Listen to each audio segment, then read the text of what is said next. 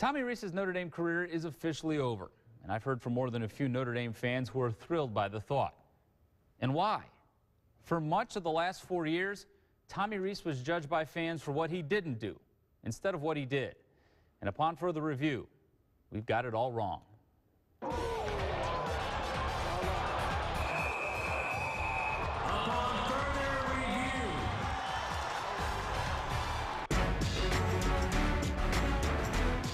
The often criticized yet resilient Notre Dame career of Tommy Rees came to an end Saturday.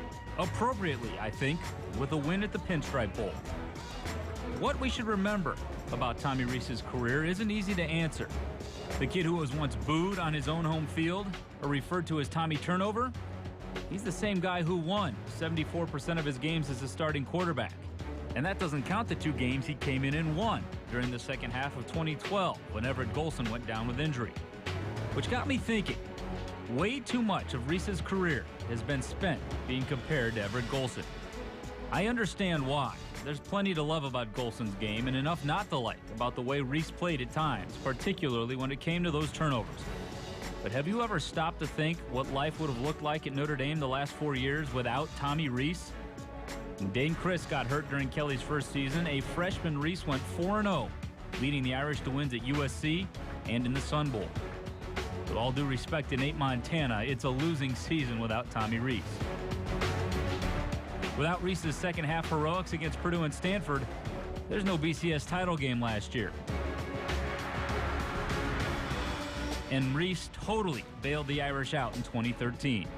When Golson got the boot from school, the Irish got 9 wins from a guy we all expected to be the backup.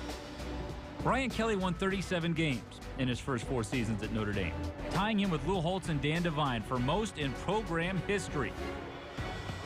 Without Tommy Rees, that doesn't happen. I'm a Tommy Rees fan for life. Personally, I'm a fan too, and I'll miss covering it. I appreciate the way Rees always conducted himself with the media. 8 times he failed to lead Notre Dame to victory, and many of those losses were a direct result of his mistakes. Not once did he fail to stand up and take the blame. The countless times he was trashed on social media by detractors, not once did he lash out. He always let it roll off his back. You can debate Tommy Rees's place in the Irish history books, but you can never say the kid didn't carry himself with class. As long as I got the respect and the commitment from my teammates and coaches, that's all that's ever mattered to me. And I know I can leave here with my chin held high.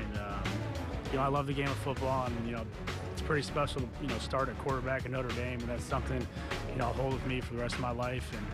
And I can leave here with my head held high, and I'm happy with the way things have gone. As Tommy Rees prepares to take his game to the next level, however lengthy or brief that stay will be, I recommend that fans refrain from looking at the ways he did not live up to the lofty expectations of being a Notre Dame quarterback. And ask yourself this: could he really have done any more?